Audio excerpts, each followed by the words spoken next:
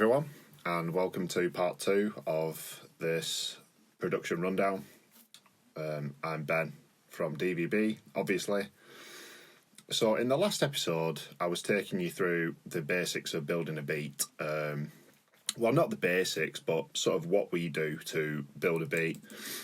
And you can see, obviously here, we have all our sort of percussive instruments. We have our main kick that runs right through all our drops and everything. And I sort of went into a little bit of detail about how we go about mixing those sounds together and how to get it sounding nice and clean. If there's one thing I've learned over my sort of years of messing about with mixing and stuff like that, it's learning when to touch stuff with like mixing tools and things. When I first got into it, I just sort of, I'm a Slate Digital member. I love the Slate plugins. I use them absolutely all the time. I have done for about 5 years. And I just used to slap multiple EQs, compressors onto like absolutely every track of my songs. And I just learned that I don't want to be cliche or anything, but like using your ears is key. And it's not easy to do when you're getting going and stuff like that. As I mentioned in the previous episode, this is not a basics sort of rundown. It's not going to like take you from knowing absolutely nothing to being like one of the high flyers. It's not really meant for that.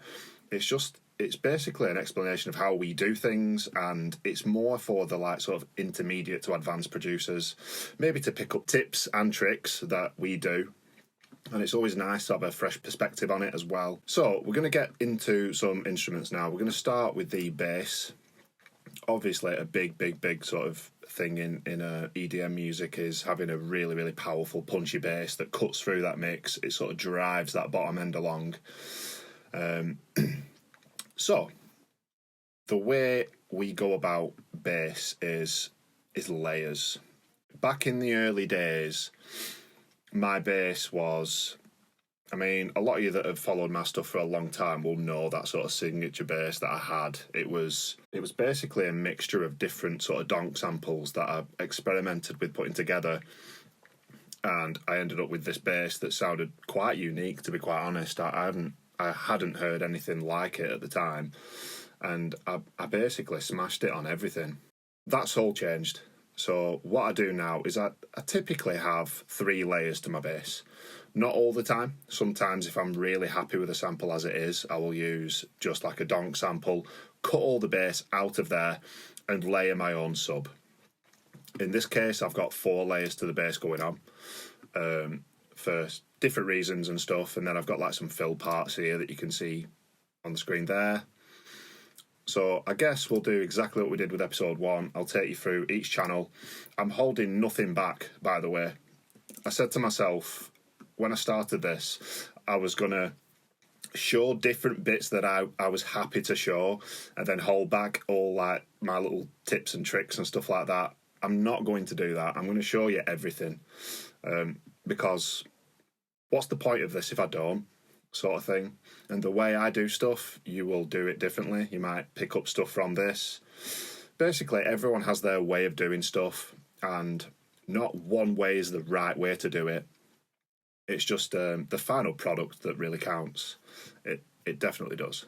So we'll go through the bass layers. So here we can see a top layer, and that sounds like this on its own.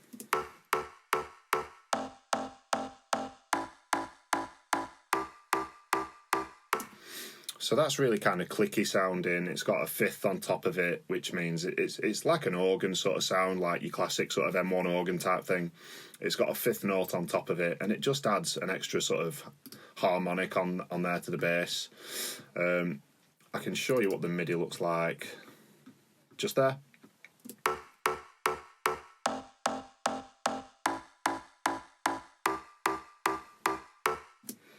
So that is one of the bass patterns out of this particular song. So if we get down into the processing here, there you go. Like I went through multiple times on episode 1, it's all about shaping the sound to what I want. In this sort of layer of the bass, the sample actually had all the layers in it, and if I turn this EQ off, you can hear what that sounds like.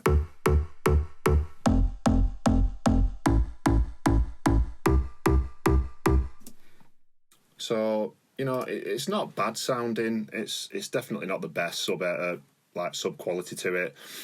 I wasn't really happy with that. And of course, this is just a top layer to my bass sound in general. So I've cut everything sort of like low mids and sub and everything, and I just really wanted that clicky sort of sound on the top. I didn't want a really, really tight sort of curve because it makes it feel empty. So if I play that with a really high curve, so you've got to be careful with using filters on EQs. You really have. If I just put that back to how it was, it's sloping off gently, and gentle slopes sometimes are the way to go, because you still get these sort of areas here from like 350 to like a K. You do get those areas, but they're gently sloping off, and they sound really natural when they do. And then the only other thing on this channel is a bit of room reverb, and it sort of emulates what a room would sound like. So this is like a big sort of room. I've set my decay to 84. If I take that off, you can hear the sample just sounds really, really dry.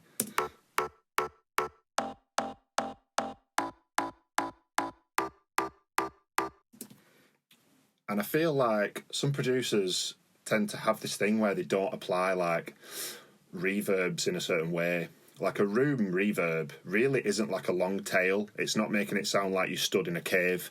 It's just adding a little bit to that tail of that sound so it doesn't cut off like abruptly.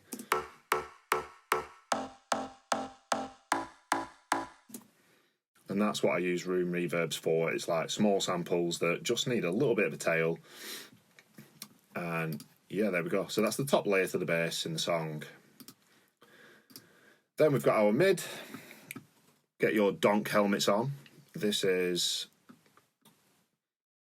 kind of an aggressive sort of sounding donk sample. If I play that without my processing on there,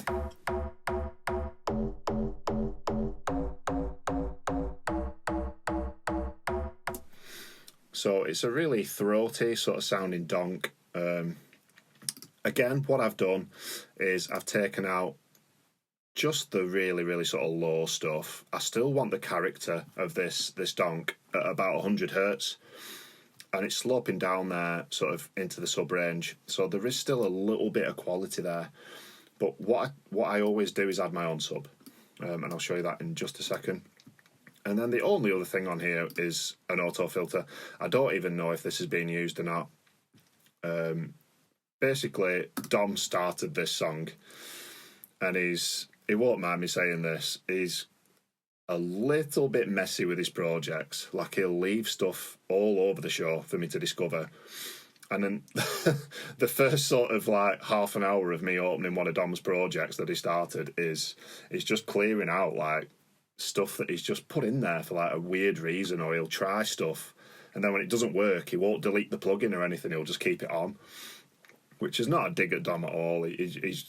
I like my projects to be really, really tidy.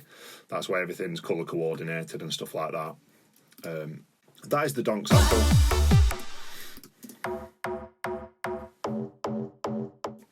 And then if we put the top layer on there,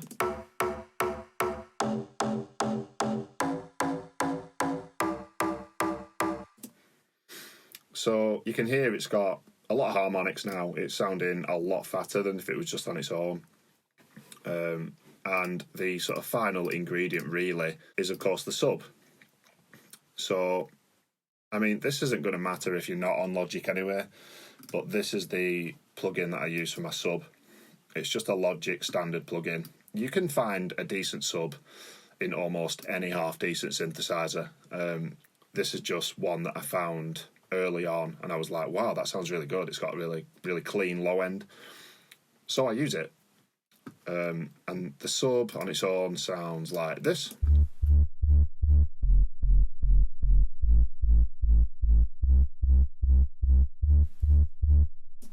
The processing on this is, because this is a sub sound, I mean, this is like a bass on all on its own. If I turn my EQ off here and just listen to how that sounds,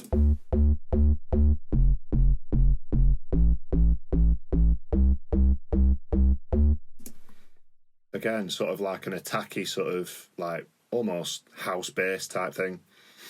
You probably get like some house riffs out of that and stuff. But I just want to use it as a sub, essentially. So my mid bass, which is the fundamental sound, if I just get these two EQs next to each other as much as I can, and this is a little trick for you, for anyone who's wanting to do this, is this EQ cuts off and dips to this sort of area here, just below 80. And where this EQ starts cutting off, which is like 150, this EQ does the polar opposite.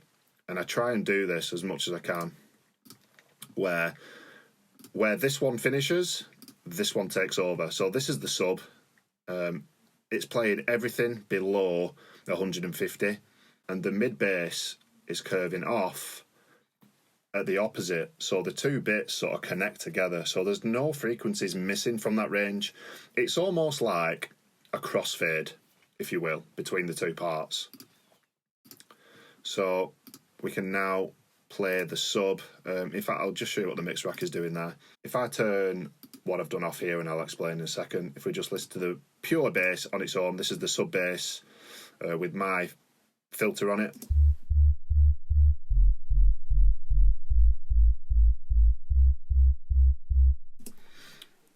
So you can hear it there. It's really, really clean sounding. It sounds good, but in the context of this mix on smaller setups, you're not going to be able to pick out the sub. So what this is modelled off an old Neve piece of hardware. It's basically like a preamp, and the more gain you drive into the preamp, the more it starts to distort and compress and give you this nice sort of fuzzy tone. On its own, it might sound a little bit rash. It might sound like it really doesn't belong. But in the context of the mix, and it's always about the context of the mix with production, it works. So if I just take this out and show you what it does as I push this drive up.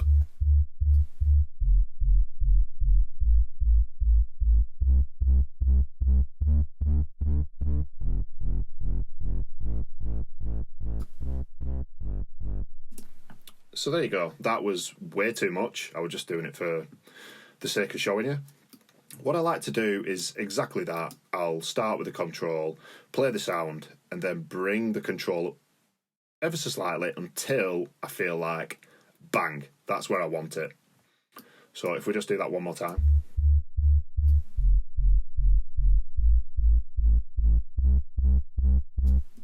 So it really starts to kick off at about 55 there. And I think I just took it to 60. Yeah, about 57. We'll leave it there. What the heck? Okay, the full bass together sounds like this.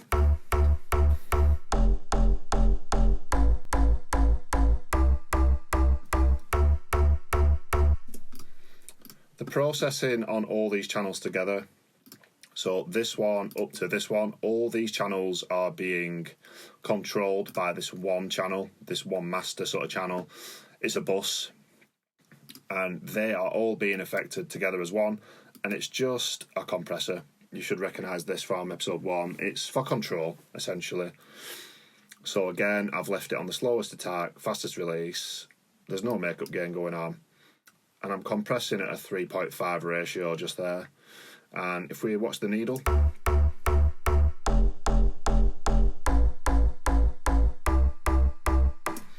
it's just controlling everything. When you add a sub to something, the sub will really, really resonate, and it'll be really powerful, and it will have these harmonics on your EQ that spike all over the place. To get that controlled, use compression, essentially. It's the way you're going to get something sounding decent in a club, and it's not going to roll too much.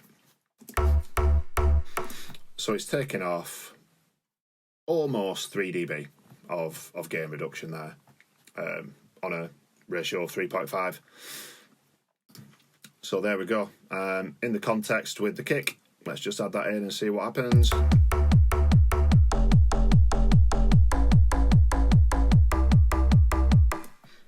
So we've got a party going on now. The low frequencies just rumble together in a really pleasing manner. Okie dokie, extra bass parts. So, on this particular song, there is a really aggressive type drop where all the bass plays at the same time and it's like doing different notes and stuff, but there's also a kick in there. So this sounds like this.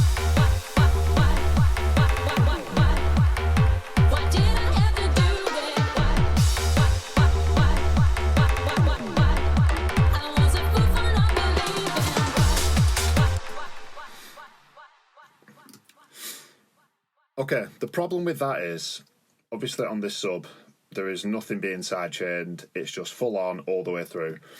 And in most bounce tracks, you can get away with not using sidechain. These two elements, the sub bass and the kick, are going to be fighting against each other because they're hitting at the same point.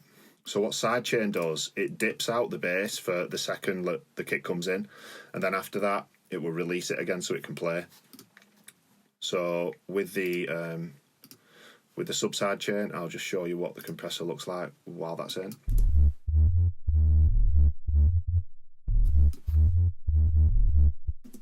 So you can see the needle moving there. It's probably taking off like -3. Just for a split second while the kick plays, it's like moving out the way so his mate can come in, and then coming back again when his mate's gone, and then moving out the way when his mate comes in, and then coming back again when his mate's gone. It's like the kick and bass working together rather than fighting against each other. So this way, the sub will move out of the way as the kick plays.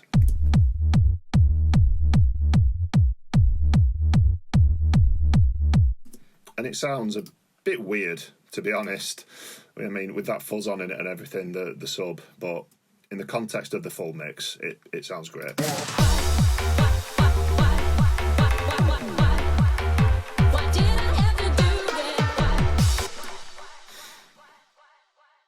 Cool.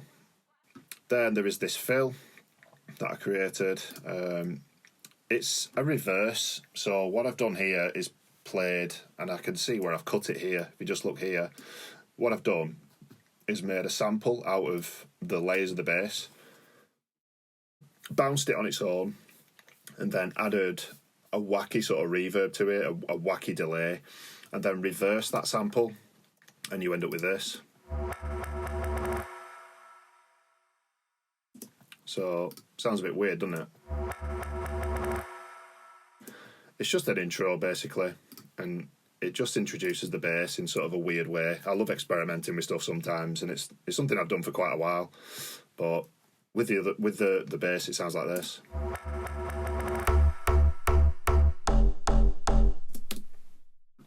There you go. In context of the full mix, might as well show you that.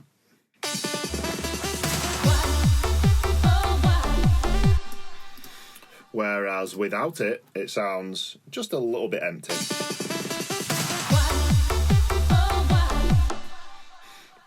Back with.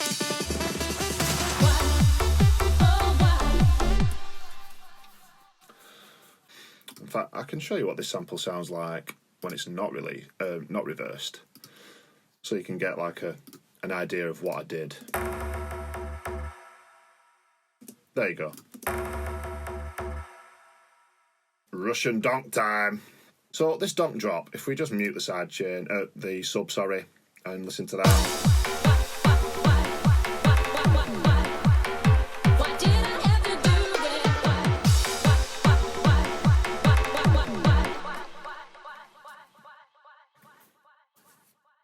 Okay, there's a few layers going on here, of course. If you mute this stuff, and we'll just take a listen to this first pattern. I believe this sample is the exact same one from the mid layer, so this one. I think if we just listen to it here.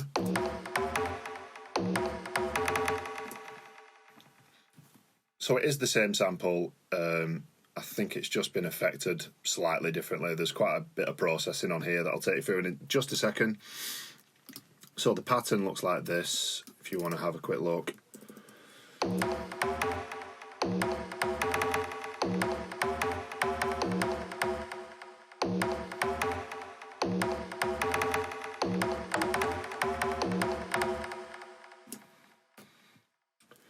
Cool, some nice skips in there.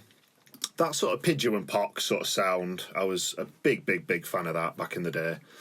And I think quite a few of their tracks ended up on our Influencers albums. Okay, extra bits that go in there. So, because I wanted the pattern to do some interesting stuff, but I needed to get a different way of doing it, what I did is took that exact same channel, duplicated it underneath, and what I did with the sample is then set a loop point. You can do this in most good samplers.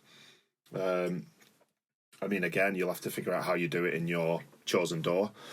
But in mine, it's just as simple as selecting the point with these two points here, and then selecting playback forward, loop forward. So this sounds like this.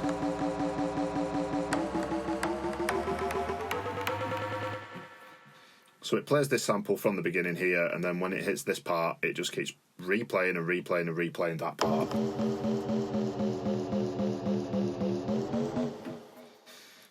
Sweet. A little bit of pitch bend, never hurt anyone. So those two parts together now sound like that. So it was a way of getting that note to sustain without going da da da da da da da. It sort of now goes da da da da da. Lovely jubbly. Okay, and to end that bar off, again, I wanted a different technique. I wanted it to glide this time. So I copied this, again, this channel, straight over here. And then I've added a bit of glide to the sampler this time. And for me, on Logic, that is under pitch and then glide. And this allows us to play...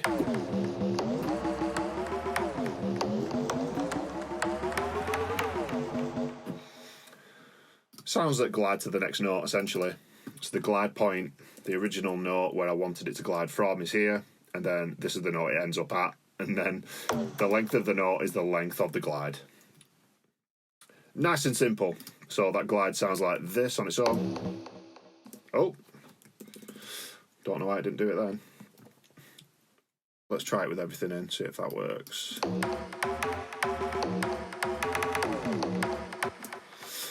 Yeah, there you go. That.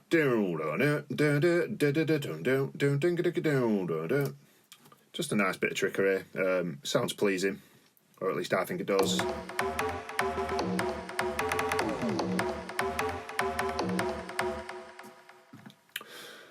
Lovely stuff. That was how the drop originally was. And this song sounded a lot different when we first started it. The version that Dom sent over to me originally is not the version now. Just because when I came up with this part, this riff, this whole section, going back to the other bass, it used to be another bass, going back to that, the track just lost energy. And we sat in the studio and we talked about it and was like, well, we just need to make it into like almost a vice versa type track. Vice versa is our sort of harder sort of thing. So yeah, so we changed the track, not the structure or anything, but the sounds. We changed all the percussion, we changed all the bass and stuff like that. So anyway, getting back to it, the drop without the top layer sounds like this.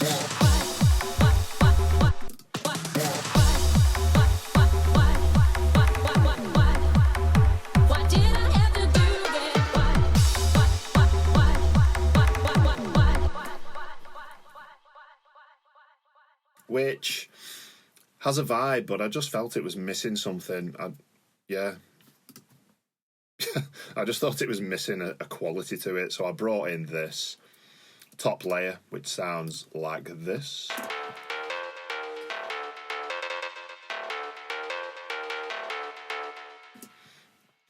That is actually a contact patch. It's this Analog Dreams. And the name of the preset is Garage. There you go.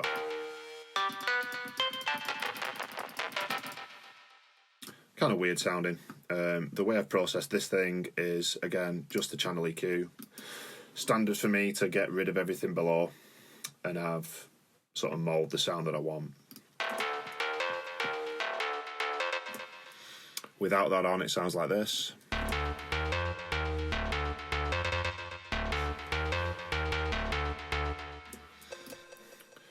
which sounds great, but it's part of a layered bass. So cut everything out, have my sub there, glorious.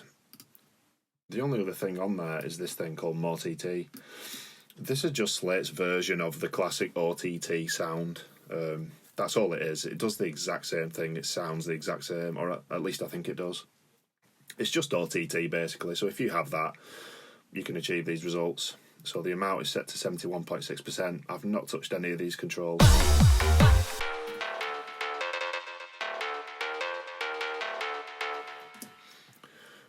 Without the MOTT, it sounds like this.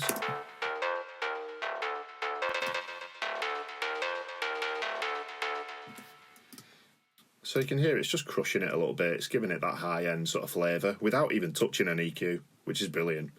It's a very, very decent plugin. And then that's just being sent to my reverb bus. I can show you the one that I use pretty much all of the time if you want to see. And again, it's a Slate reverb. So I click on load device here. I go to 480. I go to halls, large hall. That is the reverb I use on everything, basically my standard sort of reverb. And what I do here is I add a cut to the reverb, so none of the low end is getting into that unit.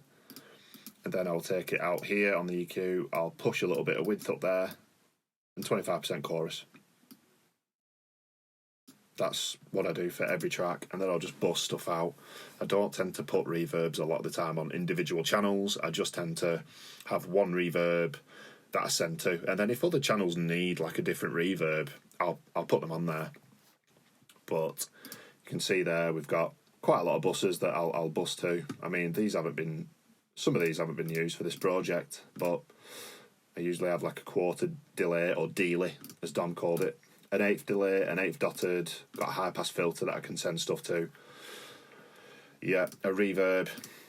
I've got a vocal delay channel there, something to do with an intro that I'll probably use once. So yeah, I love bussing stuff out. It's just a way of controlling things a little bit better. Okay, so that full drop all together, now with this in.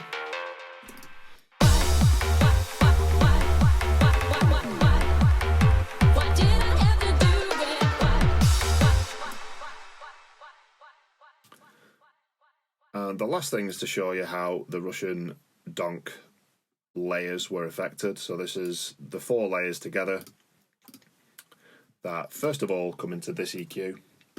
Again, dipping out the lows and doing the sort of passover thing where this ends, the sub begins kind of thing. So the sub slope goes like this, and it's like a crossfade between the two, so I don't lose any energy down there. Then we've got the mix rack, and we've got another EQ on there. So I'm in fact cutting at this stage and then boosting at 12.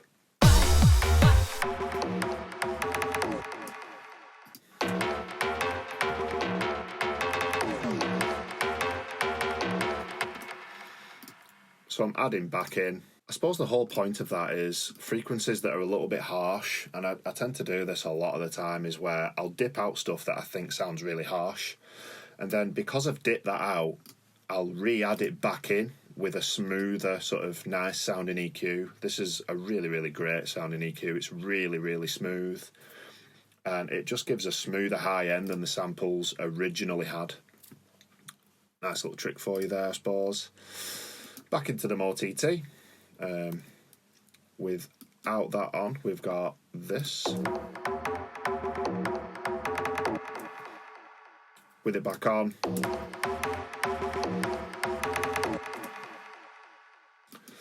So that does a lot to it. It really sort of makes it clicky sounding, and it's going to cut through the mix really, really well.